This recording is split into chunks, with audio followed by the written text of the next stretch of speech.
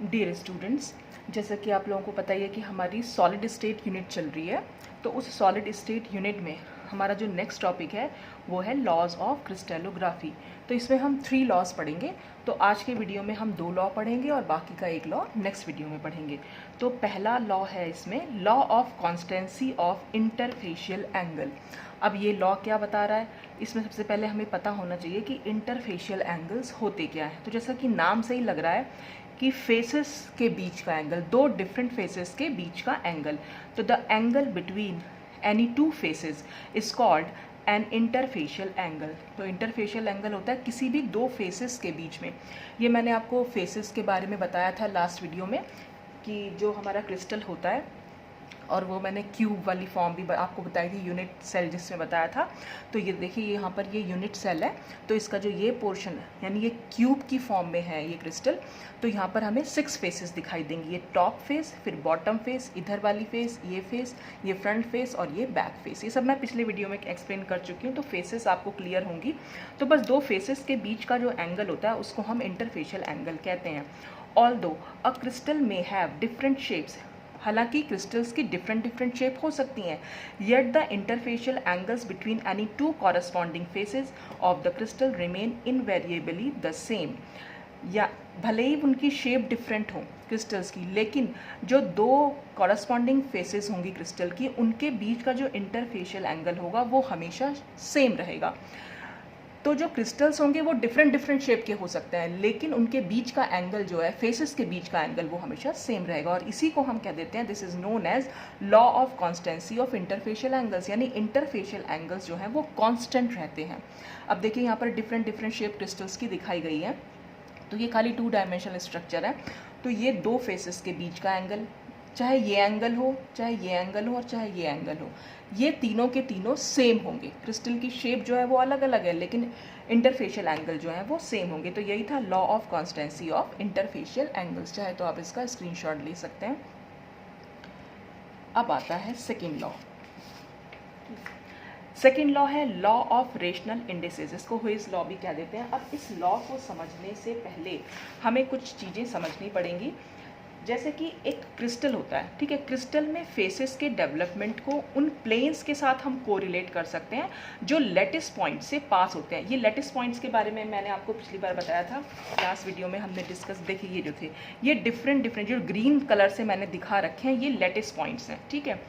और इन पॉइंट्स, इन्हीं के थ्रू हम जो है प्लेन जो है पास कर सकते हैं। कोई भी आप लेटिस पॉइंट ले लीजिए, 2-3 ये ले लिए, इनसे हम एक प्लेन ऐसे करके, एक प्लेन सपोज जैसे ये था हमारा, अगर मैं प्लेन डालना चाहूँ एक, तो मैं ऐसे भी एक प्लेन डाल सकती हूँ। तो क्या हुआ, लेटिस पॉइंट से पास होने वाला एक प्लेन। प्लेन एक्चुअल में क्या चीज़ है, प्लेन होता है कि हम किसी भी जो भी हमारा चाहे मॉलिक्यूल है, चाहे हम क्रिस्टल ले रहे हैं, कोई भी प्लेन उसको क्या करेगा, कट करता हुआ चला जाएगा। जैसे सपोज मैंने ये क्यूब ले रखी है, तो क्यूब को अगर मुझे 2 इक्वल हाफ्स में कट करना है, तो मैं क्या करूँगी, यहाँ से सब प्लेन को आप चाकू समझ लीजिए, चाकू से मैं इसको कट कर दूँगी। तो चाकू से क्या होगा, ये वाला आइटम, ये और ये आइटम, ये बिल्कुल कट हो जाएगा, ठीक है। तो ये जो, तो फिर क्या होगा, ये कट हो जाएगा तो ये 2 इक्वल हाफ्स में डिवाइड हो जाएगा। तो लेटिस पॉइंट को मिलाने से क्या बना, मेरे पास प्लेन बना। और यही लेटिस पॉइंट जो प्लेन बना रहे हैं, ये फेसेस भी बना देते हैं। तो हम यही बात इसमें डिस्कस कर रहे हैं कि क्रिस्टल में फेसेस के डेवलपमेंट को उन प्लेन के साथ हम कोरिलेट कर रहे हैं जो लेटिस पॉइंट से पास होते हैं। तो थ्योरेटिकली इन लेटिस पॉइंट से बहुत सारे प्लेन्स हम ड्रॉ कर सकते हैं। यहाँ पर देख भी रहे हैं आप, ये जो एक, ये कितने सारे प्लेन्स हैं, एक ये प्लेन है यहाँ पर, एक ये प्लेन है पूरा, एक ये प्लेन है पूरा, और एक ये प्लेन है पूरा। तो बहुत सारे प्लेन्स जो है यहाँ पर बन सकते हैं, और इनमें से कोई भी प्लेन जो होगा एक क्रिस्टल की फेस को रिप्रेजेंट कर सकता है। तो अगर मैं ये पूरा का पूरा क्रिस्टल समझूँ, ठीक है, ये पूरा एक क्रिस्टल है, तो जो इसका ये वाला पोर्शन है, ये जो ये वाला, ये एक फेस को, यानी इस पूरे क्रिस्टल की एक फेस को डिफाइन कर रहा है। चाहे तो आप ये छोटा क्रिस्टल समझ लीजिए, जो सबसे मैंने यूनिट सेल जो इसमें ले रखी है, यूनिट सेल में भी ये 2 पॉइंट्स को अगर मैं मिला दूं और इन दोनों पॉइंट्स को अगर मैं मिला दूं, तो ये जो ये वाला पोर्शन बनेगा, ये पूरी एक फेस बन जाएगी। जैसे कि यहाँ पर है, जो ये वाला पोर्शन है, ये पूरी की पूरी एक फेस बन गई। तो कैसे बनी, इन 2 पॉइंट्स को मिलाने से, इन 2 पॉइंट्स को मिलाने से और इनको आपस में मिलाने से। तो लेटिस पॉइंट्स को मिलाने से आपस में फेस भी बन जाती है और वो प्लेन भी बना सकते हैं, ठीक है। तो किसी क्रिस्टल के स्ट्रक्चर को डिस्कस करने के लिए हमें क्रिस्टल के लैटिस पॉइंट्स के थ्रू पास होने वाले प्लेन्स के ओरिएंटेशन को डिस्क्राइब करने की ज़रूरत पड़ती है। कि हम प्लेन्स के अगर हमें ओरिएंटेशन को डिस्क्राइब करना है, मतलब को डिस्क्राइब करने की ज़रूरत है कब, जब हमें क्रिस्टल के स्ट्रक्चर को डिस्कस करना है, तो हम इन लैटिस पॉइंट से जो पास होने वाले प्लेन्स हैं उनके ओरिएंटेशन को डिस्क्राइब करेंगे। तो लैटिस की जो 3 एक्सिस हैं उन पर प्लेन के इंटरसेप्ट को कंसिडर करके प्लेन के ओरिएंटेशन को डिस्क्राइब कर सकते हैं। अब देखिए ये क्या बात है, इस लाइन का क्या मतलब हुआ। सपोज यहाँ पर मैंने ये एक्सिस बना रखी है, ये वाई एक्सिस है, ये जेड एक्सिस है और ये एक्स एक्सिस है, ठीक है। जैसे कि ये क्रिस्टल में हम समझ सकते हैं, इसी से आगे बहुत सारे अगर क्यूब मैं ऊपर नीचे जोड़ दूँ तो पूरा एक क्रिस्टल स्ट्रक्चर बन जाएगा। तो इसमें जैसे यहाँ पर अगर ये पॉइंट आप देखें, ये वाला पॉइंट, यहाँ से यहाँ एक्स एक्सिस जा रही, वाई एक्सिस जा रही है, ये ऊपर जो जा रही है वो जेड एक्सिस जा रही है, जो इधर जा रही है वो एक्स एक्सिस जा रही है। तो बस उसी को हमने यहाँ पर दिखाया हुआ है कि ये एक्सिस हैं। अब क्या हो रखा है हमारे पास, यहाँ पर बहुत सारे पॉइंट्स तो हैं जैसे हमने यहाँ दिखा रखे थे, ये खूब सारे यहाँ पर पॉइंट्स बना रखे हैं, ठीक है। उन पॉइंट्स को हमने आपस में मिला दें तो वो लैटिस प्लेन बना सकते हैं या फेस बना सकते हैं, कुछ भी आप यहाँ कह सकते हैं। तो हमने क्या करा, इन लैटिस पॉइंट्स को यहाँ मिला दिया, ये मिलाते जा रहे हैं। पॉइंट्स को हमने किसी भी आप कहीं भी इस डायरेक्शन में मिला सकते थे, मैंने इस डायरेक्शन में मिला दिया, ठीक है। तो अब हम क्या करेंगे, इनके प्लेन के इंटरसेप्ट को कंसिडर करेंगे। अब इंटरसेप्ट से क्या मतलब होता है, देखिए किसी भी एक्सिस पर, जैसे मैंने सपोज ये 2 एक्सिस बनाई, ठीक है।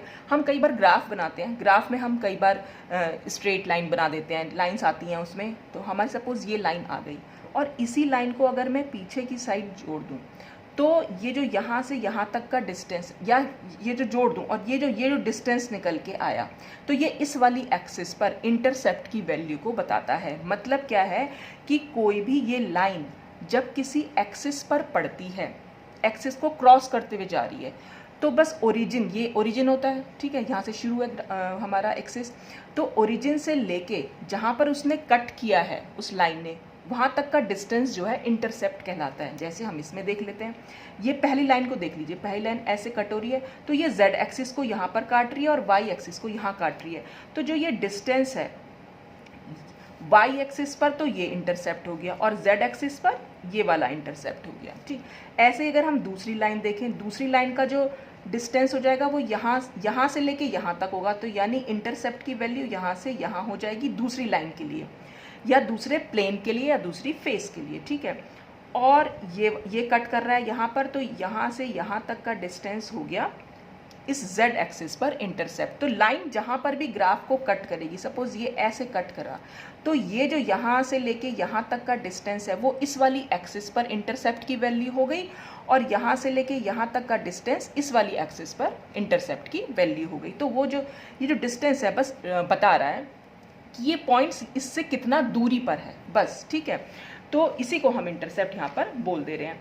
अब सपोज मैंने यहाँ पर ये वाली वैल्यू को मैंने a मान लिया, जो सबसे पहला, जो सबसे छोटी वैल्यू है, इससे छोटी वैल्यू तो कोई और हुई, मतलब और कोई प्लेन तो जा नहीं सकता इसके पास, ठीक है।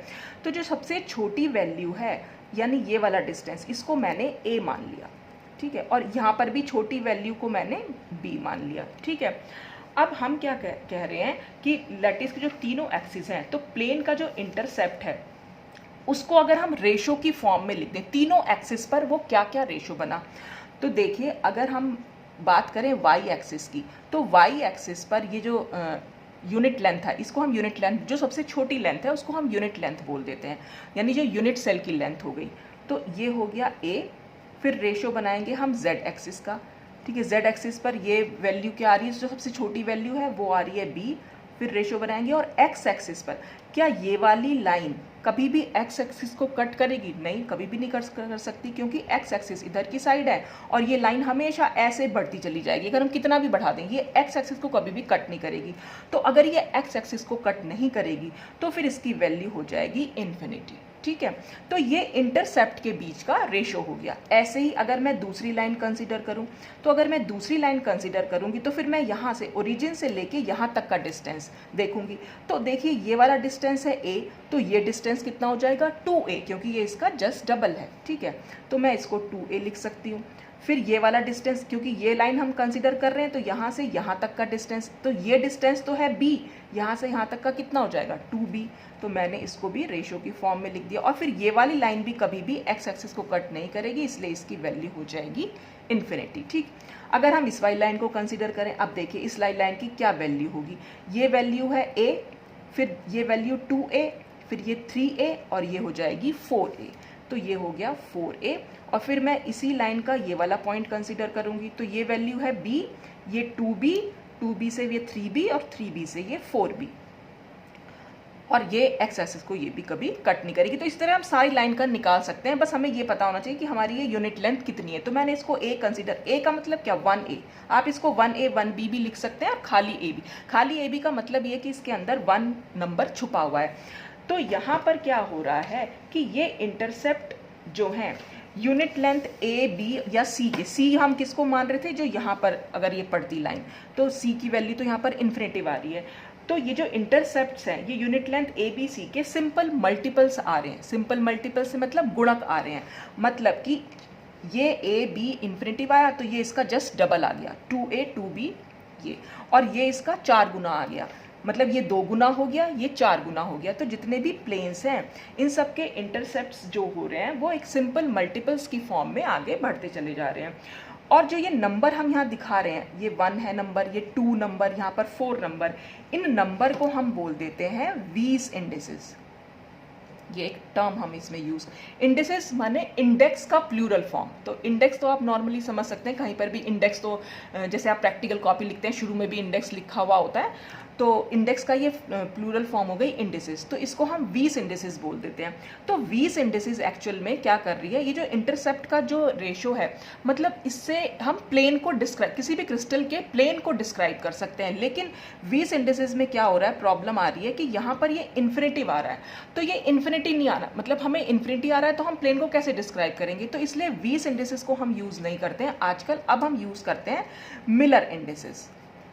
और मिलर इंडेसेस क्या है, इन जो भी ये इंटरसेप्ट की वैल्यू आ रही है, इन इंटरसेप्ट का इनवर्सली प्रोपोर्शनल होते हैं मिलर इंडेसेस। यानी जो भी ये वैल्यूज हैं इनको अगर हम उल्टा करके लिख देंगे तो वो हमारा जो हो जाएगा उसको हम कह देंगे मिलर इंडेसेस। जैसे कि अगर हम फर्स्ट केस की बात करें तो और इसको लिखेंगे कैसे, हम फर्स्ट केस की बात करें तो हम क्या करेंगे, सबसे पहले इंटरसेप्ट की वैल्यू लिखते हैं। तो इंटरसेप्ट की वैल्यू यहाँ पर 1 है, पहले केस में देखा, अगर हम देखें यहाँ पर भी 1 है और यहाँ पर है इन्फिनिटिव, ठीक है। तो मिलर इंडिसेस इन नंबर का ठीक उल्टा है, इंटरसेप्ट का ठीक उल्टा है, या आप कह लो कि जो 20 इंडिसेस है उसका ठीक रेसिप्रोकल है। इसको हम रेसिप्रोकल बोल देते हैं। रेसिप्रोकल मतलब होता है उल्टा, रेसिप्रोकल RECIPROCALS। तो ये इनके रेसिप्रोकल्स हमें अब लिखने हैं, क्योंकि हमें मिलर इंडिसेस बनानी है तो ठीक इनका उल्टा करके लिखना पड़ेगा। तो ये 1 है तो इसको उल्टा करके लिखने का मतलब है 1/1, ठीक है। हम इनवर्स मतलब उल्टा करके इनको लिख रहे हैं, ये भी 1/1 और ये हो जाएगा 1/इन्फिनिटिव। फिर हम क्या करते हैं, इन फ्रैक्शंस को क्लियर करते हैं, मतलब इन हमें फ्रैक्शन फॉर्म में नहीं चाहिए, हमें होल नंबर चाहिए एक। तो मिलर इंडिसेस क्या हो जाएगी, 1/1 की वैल्यू 1 होगी, 1/1 की वैल्यू 1 होगी और 1/इन्फिनिटिव जो होगा वो 0 हो जाएगा। तो जो इन्फिनिटिव वाली वैल्यू है वो मिलर इंडिसेस के केस में 0 हो जाती है, ठीक है। तो इसलिए हम मिलर इंडिसेस को यूज़ करते हैं। तो कोई पूछे कि इस इंटरसेप्ट के लिए मिलर इंडिसेस की वैल्यू क्या है, तो वो हो जाएगी 110। तो ये 110 जो है इस प्लेन को जो है डिस्क्राइब कर रहा है। ऐसे ही हम 2a 2b इन्फिनिटी प्लेन निकालते, तो सबसे पहले हम इंटरसेप्ट लिखेंगे, इंटरसेप्ट की वैल्यू 2, यहाँ पर भी 2 और यहाँ पर इन्फिनिटी। फिर हम इनका रेसिप्रोकल करेंगे, रेसिप्रोकल में 1/2 करेंगे, इसको भी 1/2 और इसको 1/इन्फिनिटी। अब हम क्या करेंगे, मिलर इंडिसेस लिखने के लिए इस फ्रैक्शंस को क्लियर करेंगे, माने हमें फ्रैक्शनल फॉर्म में नहीं लिखना है। ऐसा नहीं करेंगे कि यहाँ पर 0.5 लिख देंगे। फ्रैक्शन को क्लियर करने का मतलब है किसी ऐसी डिजिट से हम मल्टीप्लाई कर दें इन तीनों नंबर्स को कि हमें एक होल नंबर मिल जाए। तो अगर मैं इसको 2 से मल्टीप्लाई करूं, इसको 2 से मल्टीप्लाई करूं और इसको भी 2 से मल्टीप्लाई करूं, तो यहाँ पर आंसर 1 आएगा। यहाँ पर क्योंकि 2 से 2 कैंसिल हो जाएगा, 2 से 2 कैंसिल 1 और ये तो 0 हो ही जाएगा। तो यहाँ पर भी आंसर आपका 110 आया। ऐसे ही आप 4a 4b इन्फिनिटिव निकालेंगे, इसका आंसर भी 110 ही आएगा। तो इससे हमें क्या मालूम पड़ रहा है कि मिलर इंडिसेस पैरेलल प्लेन के सेट को डिफाइन करती है, जिसमें से एक तो ओरिजिन से पास होता है, बाकी एक दूसरे से कांस्टेंट डिस्टेंस पर प्रेजेंट होते हैं, तभी ये इनकी वैल्यू जो है एक जैसी आ रही है। तो बस ये था बेसिक समझाने के लिए कि आपको जो नेक्स्ट अब लॉ हम पढ़ेंगे वो हम कैसे डिस्क्राइब कर सकते हैं। तो ये कुछ मैंने थोड़ा समझाने की कोशिश की। अब इसी चीज़ को हम लॉ की फॉर्म में भी पढ़ेंगे कि law of rational indices, हुइज law भी इसको हम बोल देते हैं। This law states that the ratio between the intercepts, जो अभी अभी हमने रेशो के बारे में बात की, ये वाला रेशो, जैसे ये रेशो है या ये रेशो है या ये रेशो है, ratio between the intercepts on the axis for the different phases of a crystal. ये हमने अलग अलग फेसेस के लिए तो निकाले थे। जैसे प्लेन क्या कर रहे थे, मैंने अभी आपको बताया कि प्लेन से हम फेसेस भी बना सकते हैं। तो ये डिफरेंट डिफरेंट प्लेन्स ले लिया या डिफरेंट डिफरेंट फेसेस कह सकते हैं आप इसे। Of a crystal can always be expressed by rational numbers. तो इन इंटरसेप्ट के रेशो को हम रेशनल नंबर्स के थ्रू जो है एक्सप्रेस कर सकते हैं। रेशनल नंबर क्या, जो हमने ये नंबर्स लिखे थे इनके आगे, ये 2 लिखा था या 4 लिखा था, तो इनके थ्रू हम एक्सप्रेस कर सकते हैं। तो let OX, OY and OZ be the 3 crystallographic axis. अब हमने यहाँ पर एक एग्जाम्पल के तौर पे ले लिया, ये OX ले लिया, ये OY ले लिया, या और एक ये OZ ले लिया, ठीक है। ABC भी द यूनिट प्लेन, जिसमें ABC, अब हमने तीनों एक्सिस पर जो है प्लेन डाला हुआ है, ठीक है। तो पहले हमने सिर्फ, जब मैंने आपको एग्जाम्पल बताया तो मैंने सिर्फ इसी एक्सिस के प्लेन के बारे में बात की थी, लेकिन अब ये तीनों एक्सिस पर प्लेन है, ठीक है।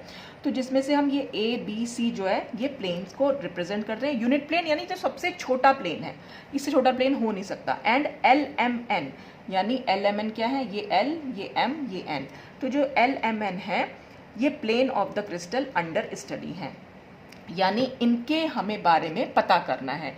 इनके बारे में हमें, इनके इंटरसेप्ट के बारे में सपोज हमें पता करना है, ठीक है। और उसके लिए हमें क्या दिया हुआ है, the unit intercepts are A for OA, यानी यूनिट इंटरसेप्ट्स की वैल्यू तो गिवन है और हमें इनके इंटरसेप्ट की वैल्यू निकालनी है। तो यूनिट इंटरसेप्ट की वैल्यू क्या है, OA, यानी एक्स एक्सिस पर जो इंटरसेप्ट है, यानी यहाँ से यहाँ तक का डिस्टेंस वो है A, और Y एक्सिस पर यहाँ से यहाँ तक का डिस्टेंस B, और Z एक्सिस पर यहाँ से यहाँ तक का डिस्टेंस है C, ठीक है। फिर हम क्या कर रहे हैं, फॉर द प्लेन या face LMN the intercept will be OL। अब हम इसके लिए अगर हम निकालना चाहें, यानी एक्स एक्सिस पर निकालें OL की वैल्यू, तो देखिए जब यहाँ से यहाँ तक का डिस्टेंस A है, यानी 1A है, तो फिर यहाँ से यहाँ तक का डिस्टेंस ऑब्वियस सी बात है 2A होगा। देखने में भी आपको जस्ट डबल लग रहा होगा ये, तो ये 2A हो जाएगा, ठीक है। अगर प्लेन यहाँ डलता तो ये 3A हो जाता, ठीक। और अगर हम Y एक्सिस की बात करें तो Y एक्सिस पर ये वाली वैल्यू थी B, तो यहाँ से यहाँ तक का डिस्टेंस हो जाएगा 2B, सॉरी, यहाँ से यहाँ तक का डिस्टेंस 2B, यहाँ से यहाँ तक का डिस्टेंस 3B, और यहाँ से यहाँ तक का डिस्टेंस 4B। क्योंकि ये B है तो ये 2B, ये एक और B है, ये एक और B, क्योंकि इतना डिस्टेंस तो B मान रहे हैं, तो यहाँ से यहाँ तक हमारा 4B आ जाएगा, ठीक। और अगर हम इस एक्सिस की बात करें तो यहाँ से यहाँ तक का डिस्टेंस C हो गया, तो यहाँ से यहाँ तक का डिस्टेंस 2C हो जाएगा, और यहाँ से यहाँ तक का डिस्टेंस 3C हो जाएगा। तो वही हमने यहाँ पर लिखा हुआ है। Thus the intercepts for the plane are in the ratio of 2A:4B:3C। तो 2A हमने किसके लिए, एक्स एक्सिस पर लिख दिया, 4B हमारा Y एक्सिस पर आ रहा था, और 3C हमारा जो है वो Z एक्सिस पर आ रहा था। Where 2, 4 and 3 are simple integral whole numbers, जहाँ पर 2, 4 और 3 जो है सिंपल इंटीग्रल होल नंबर्स हैं, and are known as Weiss indices of the plane, और इन्हीं को हम वीस इंडिसेस प्लेन की बोल देते हैं, ठीक है। अच्छा, फिर हम आते हैं, अब इसमें क्या लिखा हुआ है, if a plane does not cut a particular axis. जैसे कि अभी अभी मैंने यहाँ बात भी की थी कि हमारा जो ये वाला प्लेन है ये इस एक्स एक्सिस को कट नहीं कर पा रहा था, ठीक है। तो या तो प्लेन उस पर्टिकुलर एक्सिस को कट ना कर पाए, या फिर it is parallel to a particular axis, या उस पर्टिकुलर एक्सिस के पैरेलल हो, तो क्या हो जाएगा, it's intercept on that axis will be infinity. जैसा कि मैंने आपको अभी बताया कि यहाँ पर ये क्योंकि कभी कट नहीं कर पाएगा, इसलिए ये इसको इन्फिनिटी वैल्यू हमने यहाँ पर लिखी भी थी, तो इसकी वैल्यू हो जाएगी infinity. In that case the concept of Weiss indices will not be applicable, और उस केस में हम वीस इंडिसेस को अप्लाई नहीं कर सकते, and it will be represented by Miller indices. तो फिर ये रिप्रेजेंट कैसे करेंगे, मिलर इंडिसेस की हेल्प से। अब ये मिलर इंडिसेस क्या है, जैसे कि मैंने अभी आपको बताया भी था, Miller indices are a set of integers. ये सेट ऑफ इंटीजर्स हैं, ये जो नंबर मैंने लिख दिया इनको हम इंटीजर्स बोलते हैं, 1, 1, 0। तो ये सेट ऑफ इंटीजर्स हैं HKL। तो यहाँ पर H की वैल्यू 1, 1, k की वैल्यू 1, l की वैल्यू 0। तो h k l यहाँ पर सिंपल इंटीजर्स को हम शो कर रहे हैं, which is use to describe a given plane in a crystal, जिसमें जो कि यूज़ करते हैं हम क्रिस्टल के प्लेन को डिस्क्राइब करने के लिए। तो 110 का मतलब यहाँ पर ये हुआ, ये जो 110 है यानी इस प्लेन को ये डिस्क्राइब कर रहा है, ठीक है। The Miller indices of a face, किसी फेस की मिलर इंडिसेस किसी क्रिस्टल में are inversely proportional to the intercept of that face on the various axis. तो डिफरेंट एक्सिस पर जो भी इंटरसेप्ट की वैल्यू होगी उसके इनवर्सली प्रोपोर्शनल मिलर इंडिसेस होते हैं। The procedure for determining the Miller indices for a plane is as follows. और अभी मैंने आपको समझाया भी था कि मिलर इंडिसेस कैसे निकालते हैं।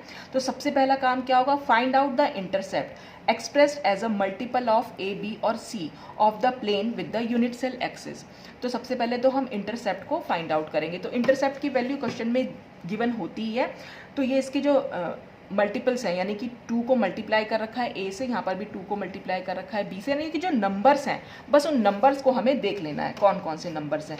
सेकेंड है इन्वर्ट ऑल नंबर्स, उन सब नंबर्स को उल्टा कर देना है। Number 3 clear fractions to obtain h k and l, और फिर हम फ्रैक्शंस को क्लियर करेंगे अपने मिलर इंडिसेस को निकालने के लिए।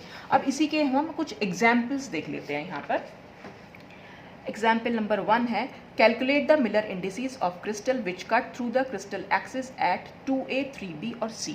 ठीक, अब इसमें क्या है, सबसे पहले हमने इंटरसेप्ट निकाला। इंटरसेप्ट क्या मैंने बताया था, जो भी डिजिट लिखी हुई है। तो यहाँ पर 2 नंबर लिखा हुआ है, यहाँ 3 लिखा हुआ है, यहाँ पर कुछ नहीं लिखा हुआ है, इसलिए हमने इसको 1 मानते हैं। फिर इसका रेसिप्रोकल यानी उल्टा करके लिखेंगे। तो ये 1/2 लिखेंगे, इसे 1/3 लिखेंगे, ये 1/1 हो जाएगा।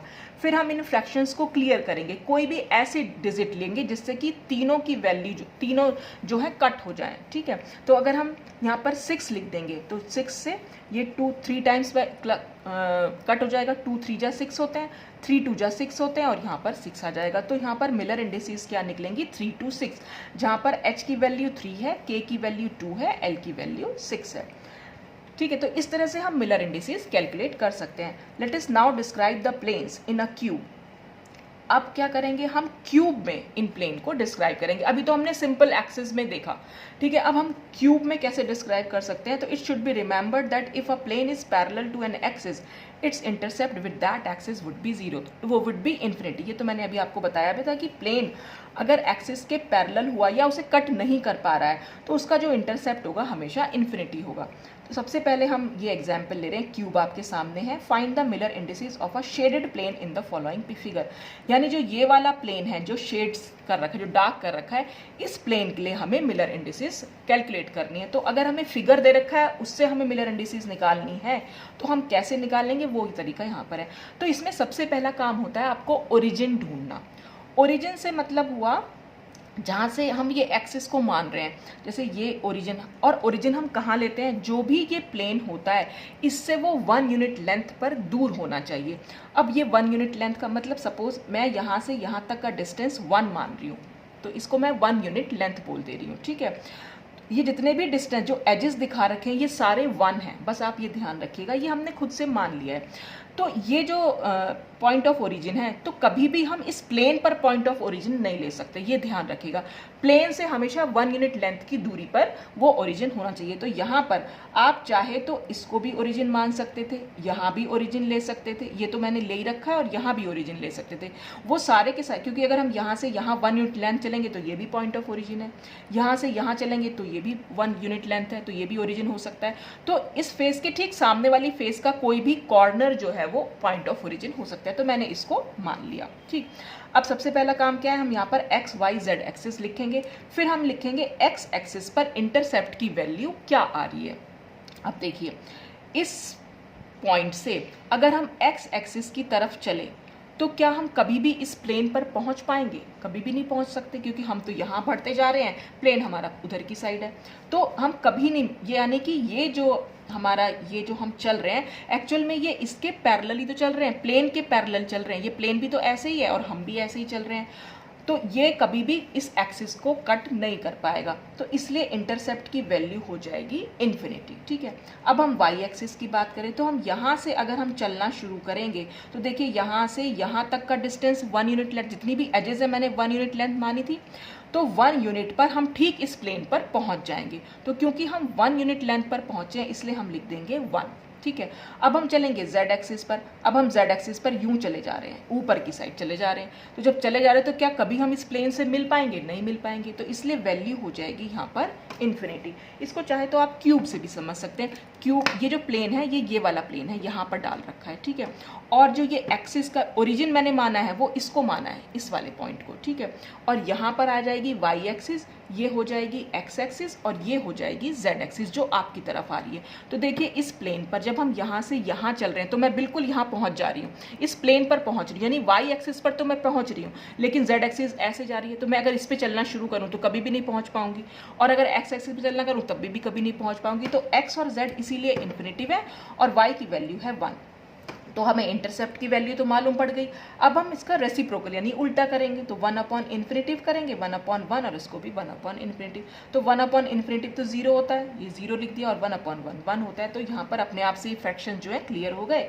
तो मिलर इंडिसेस जो निकल के आई वो 0 1 0। तो 0 1 0 अगर किसी क्यूब में आ रही है तो इसका मतलब वो इस वाली फेस को या इस वाले प्लेन को, देख रहे हैं आप, ये प्लेन भी कह सकते हैं हम, इसको फेस भी कह सकते हैं। तो इस फेस को डिनोट कर रहा है ये। ठीक है, तो ये था हमारा पहला एग्जाम्पल। इसके बाद अभी हम दूसरा एग्जाम्पल देख लेते हैं, एग्जाम्पल नंबर 2। अब देखिए यहाँ पर ये एक प्लेन डला हुआ है। ठीक, अब हमें प्लेन पे सबसे पहला काम है पॉइंट ऑफ ओरिजिन ढूंढना। तो पॉइंट ऑफ ओरिजिन मैंने यहाँ ढूंढ रखा है। अब डायग्राम देख के आपको ऐसा लग रहा होगा कि मैंने तो प्लेन पे ही ढूंढ लिया, प्लेन पे तो ढूंढना नहीं था, लेकिन ये प्लेन पे नहीं है बेटा, ये प्लेन से 1 यूनिट लेंथ की डिस्टेंस पे। देखिए अगर मैं आपको समझाना, देखिए थोड़ा सा कोशिश कर लेती हूँ मैं आपको समझाने की कि मैं कैसे इसको समझा सकती हूँ। ये वाला जो प्लेन है ये कुछ इस तरीके से पड़ा हुआ है, ये देखो, अब ये मैंने ऐसे रख दिया। ठीक है, और ये कैसे पड़ा हुआ है? ये कुछ इस तरीके से पड़ा हुआ है, मतलब कि ये जो नीचे की एक्सिस ये ऐसे, यानी कि इस पॉइंट पर, इस पॉइंट पर और इस पॉइंट को अगर हम मिला दें, इस वाले पॉइंट को, इस वाले पॉइंट को और इस वाले पॉइंट को अगर हम मिला देंगे तो ये प्लेन बन जाएगा। तो मैं थोड़ा सा ट्राई कर ले रही हूँ, मैंने यही किया है, ये ऐसे रख दिया, ये इस तरह से, ताकि ये इस, अब क्या है, इस ऐसे भी दिखा सकती हूँ मैं आपको, ये इसको भी छू रहा है, इस वाले को, ये इसको भी छू रहा है और ये इसको भी छू रहा है, तो इस तरह से छू रहा है ये। तो आप देख रहे हैं ये वाला पॉइंट जो है बिल्कुल दूर है इससे। ठीक है, इसको नहीं छू पा रहा, और इससे पूरा ये 1 यूनिट लेंथ की डिस्टेंस पर है। कि अगर हम इससे यहाँ डिस्टेंस देखेंगे तो 1 यूनिट लेंथ है, यहाँ से यहाँ डिस्टेंस देखेंगे तो भी 1 यूनिट लेंथ है, और यहाँ से यहाँ देखेंगे तब भी ये 1 यूनिट लेंथ है। तो आप अगर समझ पाएँ तो इसको, ये इस तरह से कुछ स्ट्रक्चर है इसका, ये मैं ऐसे करके दिखा सकती हूँ। ठीक है, तो ये इस तरीके का स्ट्रक्चर है। तो अब हम क्या करेंगे, फिर से हम एक्स वाई जेड देख रहे हैं। तो एक्स एक्सिस की अगर मैं बात करूं तो देखिए ये प्लेन मेरा कुछ इस तरीके से था, और ये हमारा पॉइंट ऑफ ओरिजिन है। तो एक्स एक्सिस पर जब मैं चलूंगी तो 1 यूनिट लेंथ पर ही मुझे ये प्लेन मिल जाएगा। जैसे आप यहाँ भी देख सकते हैं, जैसे ही मैं यहाँ चली ये तो सारी लेंथ 1 यूनिट लेंथ है, तो 1 पे मुझे मिल गया, तो इसलिए एक्स के नीचे मैंने लिख दिया 1। मैं वाई एक्सिस पर चलूंगी तब भी मुझे 1 यूनिट लेंथ चलना पड़ेगा, तो मैं इस प्लेन से मिल जाऊंगी, तो भी ये 1। और जेड एक्सिस पर अगर मैं चलूंगी तो भी हम इस प्लेन से मिल सकते हैं, तो ये 1 हो जाएगा। चाहे आप इसको यहाँ समझ लीजिए, ये ऐसे प्लेन है, इस तरह से, इससे भी पॉइंट से भी जुड़ा हुआ है, तो यहाँ से यहाँ चले तो भी ये प्लेन मिल रहा है, यहाँ से यहाँ चले तो भी ये प्लेन मिल रहा है, यहाँ से यहाँ चले तब भी ये प्लेन हमें दिखाई दे रहा है। तो अब इसके रेसिप्रोकल कर लेंगे, तो ये 1/1, ये भी 1/1, 1/1, फिर क्लियर फ्रैक्शन, तो 1 1 1। तो जब 1 1 1 है तो इसका मतलब ये वाले प्लेन को वो डिस्क्राइब कर रहा है। या एक्सरसाइज नंबर 3 आती है। एक्सरसाइज नंबर 3 में भी यही बात है, लेकिन बस हमारा स्ट्रक्चर जो है थोड़ा छोटा हो गया, यानी जो प्लेन है ये प्लेन कैसा हो गया, अब ये प्लेन यहाँ से यहाँ मैं डाल रही हूँ, लेकिन ये ऐसे डल रहा है, ये ऐसे डल रहा है, लेकिन जो इसका ये वाला कोना है इस यूनिट लेंथ के सिर्फ हाफ में जा रहा है, ऐसे जस्ट हाफ। इन दोनों पॉइंट को तो छू रहा है, इसको और इसको तो छू रहा है, और जो ये वाला स्ट्रक्चर है इसमें सिर्फ हाफ तक जा रहा है। ठीक है, ये आप थोड़ा समझने की कोशिश कीजिएगा। यहाँ से यहाँ तक डला, ये पॉइंट और ये पॉइंट से लाइन खींची, और जो ये से ये इस यहाँ से यहाँ तक का डिस्टेंस है उसके जस्ट हाफ तक, ये ऐसे ऐसे। ठीक है, तो जस्ट हाफ तक जा रहा है। तो अब हम यहाँ पर समझेंगे इसको, एक्स एक्सिस पर चले तो ये प्लेन हमें पूरा मिल रहा है तो 1, वाई एक्सिस पर चले तो भी हम 1 यूनिट लेंथ चल रहे हैं तो 1, लेकिन जेड एक्सिस पर जब हम चल रहे हैं तो ये इन दोनों के हाफ पर मिल रहा है। जब यहाँ से यहाँ तक का डिस्टेंस 1 है और हाफ पर मिल रहा है तो इसकी वैल्यू 1/2 हो जाएगी। फिर हम इसका रेसिप्रोकल कर देंगे, ये 1/1 1/1 ये 1/हाफ हो जाएगा। जब 1/हाफ को हम क्लियर करते हैं तो 2 ऊपर चला जाएगा, इनकी वैल्यू 1 1 हो जाएगी, तो मिलर इंडिसेस हो गई 1 1 2। नेक्स्ट एग्जाम्पल में क्या कर रखा है, ये वाली फेस के बारे में बात की। अब हम कह रहे हैं कि पॉइंट ऑफ ओरिजिन, हम तो ज़्यादातर यही वाला पॉइंट ऑफ ओरिजिन ले रहे थे, इसी से बहुत सारे क्रिस्टल्स में काम चल जाता है, लेकिन अब हम यहाँ नहीं ले सकते क्योंकि इसी पर तो हमारा प्लेन डला हुआ है। हमें क्या करना है, इससे थोड़ी दूर यानी 1 यूनिट लेंथ पर लेना है। तो हम क्या कर सकते हैं, ये जो ये वाली फेस है इसके किसी भी कॉर्नर को, चाहे तो हम ये ले लें, चाहे ये ले लें, ये ले लें, ये, इन चारों में से कोई भी हम पॉइंट ऑफ ओरिजिन ले सकते हैं। तो हमने ये वाला पॉइंट ऑफ ओरिजिन ले लिया। अब हम चलेंगे एक्स एक्सिस कैसे जा रही है, ऐसे हम एक्स एक्सिस पर चलना शुरू हुए। क्या हम कभी भी इस प्लेन पर पहुंच पाएंगे, नहीं पहुंच पाएंगे, तो ये हो जाएगा इन्फिनिटी। अच्छा, अब हम वाई एक्सिस पर चलेंगे, वाई एक्सिस पर हम चले 1 यूनिट लेंथ और हमें ये प्लेन मिल गया, लेकिन हम चले उल्टा, वाई एक्सिस सीधी तो इधर की साइड है, वाई एक्सिस मैंने ऐसे प्लस में बना रखी है और उल्टी साइड चलेंगे तो माइनस में हो जाएगी, तो इसलिए इसकी वैल्यू हम -1 लिख दे रहे हैं। ठीक है, जेड एक्सिस हमेशा ऊपर को है, अगर हम उल्टा चलेंगे और हमें कोई प्लेन मिल रहा है तो फिर -1 हो जाएगा। एक्स एक्सिस इधर को है, अगर हम उल्टा चलेंगे और कोई प्लेन हमें मिल जाए तो वो -1 हो जाएगा, तो इसलिए ये -1 किया है, क्योंकि अगर हम जब हम सीधा चल रहे थे आगे की साइड तब हमें जो है y मिल रहा था, वाई एक्सिस पर ये प्लेन मिल रहा था तो हमने +1 लिखा, लेकिन यहाँ पर हमें उल्टा चलने पर, इसके ठीक उल्टा चलने पर मिला है तो इसलिए -1। अब हम z एक्सिस पर चलेंगे, z एक्सिस पर अगर हम ऊपर चलेंगे तो क्या कभी हम इस प्लेन से मिल पाएंगे, नहीं मिल पाएंगे, तो ये हो जाएगा इन्फिनिटी। अब हम फिर से इसका रेसिप्रोकल कर देंगे। यहाँ पर मैंने सब शॉर्ट में लिख दिया, यहाँ पर पूरा करके लिखा है, ये सब शॉर्ट में लिखा हुआ है, 1/∞, 1/-1, 1/∞। ठीक है, तो ये तो 0 हो जाएगी, ये भी 0, ये -1 हो जाएगी। तो जब हम एक्सक्यूज मी, जब हम मिलर इंडिसेस लिखते हैं तो 1 बार लिख देंगे, -1 ना लिख के इसको 1 बार, 1 के ऊपर एक डैश बना दिया, उसको हम 1 बार बोल देते हैं, तो इससे पता चलेगा कि इसकी वैल्यू जो है वो -1 है। फिर लास्ट एक्सरसाइज है, अब ये वाला प्लेन हमने यहाँ पर क्या किया था, जस्ट हाफ पर टच कराया था, अब हम इसको 2/3 पर टच करा देंगे। ये और ये तो सेम, यहाँ पर हमने क्या कर रखा है, ये भी हाफ तक ही पहुँचा है, ये पूरा पहुँचा है और ये 2/3 पहुँच गया है। 2/3 हमने कैसे कर लिया, इस लाइन को आप 3 पार्ट्स में डिवाइड कर लो, तो ये 1 पार्ट हो जाएगा, ये 2 पार्ट हो जाएगा और ये पूरा का पूरा 3 पार्ट। तो इसलिए हमें मालूम पड़ा कि हम 2/3 तक ही पहुँचे हैं इसमें। तो एक्स एक्सिस पर जब हम चल रहे हैं तो एक्स एक्सिस पूरा हमारा यहाँ तक 1 यूनिट लेंथ थी, लेकिन प्लेन हमारा सिर्फ यहीं तक है, तो जस्ट हाफ में है, तो इसकी वैल्यू हो जाएगी हाफ। अब हम y एक्सिस पर चलेंगे, y एक्सिस पर हम चल रहे हैं, यहाँ पर हमें पूरी 1 यूनिट लेंथ मिल रही है तो हम इसके 1 लिख देंगे। z एक्सिस पर जब हम ऊपर चले तो हमने देखा कि हम 2/3 पार्ट ही चल पाए। वो हमने कैसे हिसाब लगाया, क्योंकि ये पूरा पोर्शन 1 यूनिट लेंथ है और अगर हम इसको 3 पार्ट में डिवाइड कर देंगे तो ये 2/3 पार्ट हो जाएगा, तो ये 2/3 है। पॉइंट ऑफ ओरिजिन हमारा यही रहेगा और ये टच नहीं हो रहा, ये बात मैं आपको अभी समझा भी चुकी हूँ। ये सारे प्लेन जो है सेम है, बस इनके डिस्टेंस जो है वो अलग अलग है। तो x पर हो जाएगा हाफ, y पर हो जाएगा 1, z पर 2/3, ये हमारे इंटरसेप्ट की वैल्यू आ गई। अब रेसिप्रोकल 1/2, 1/1 और 1/2/3। फिर हम इसको उल्टा करके लिखें तो ये 2/1 लिख सकते हैं, ये तो 1/1 ही रहेगा और ये 3 ऊपर चला जाएगा तो 3/2। अब हम यहाँ पर क्लियर फ्रैक्शन कर रहे हैं, तो हम 2 से अगर मल्टीप्लाई कर दें तीनों नंबर्स को तो हमारा फ्रैक्शन जो है क्लियर हो जाएगा। तो 2/1 मल्टीप्लाई बाई 2, आंसर क्या हो जाएगा, 2 2 जा 4। 1/1 इंटू 2, आंसर क्या हो जाएगा 2। 3/2 मल्टीप्लाई बाई 2, 2 से 2 कैंसिल हो जाएगा, आंसर हो जाएगा 3। तो मिलर इंडिसेस जो इस प्लेन के लिए निकल के आई वो हमारी हो जाएंगी 4 2 3। ठीक है, तो ये था हमारा लॉ ऑफ रेशनल इंडिसेस और इसका स्टेटमेंट। अभी इसका एक और स्टेटमेंट है वो मैं लिखना भूल गई, तो नेक्स्ट वीडियो में आपको वो स्टेटमेंट भी मैं आपको बता दूंगी जो आपकी बुक में लिखा हुआ है। अदरवाइज तो ये स्टेटमेंट जो है ये भी सही है बिल्कुल, कि रेशनल नंबर्स से हम इंटरसेप्ट के रेशो को जो है एक्सप्रेस कर सकते हैं। तो बस ये आज के वीडियो के लिए तो इतना ही है। नेक्स्ट वीडियो में मैं इस सेकेंड लॉ का एक और जो है वो बता दूंगी आपको स्टेटमेंट, और हम थर्ड लॉ भी डिस्कस करेंगे। तो आज के लिए बस इतना ही। Thanks for watching.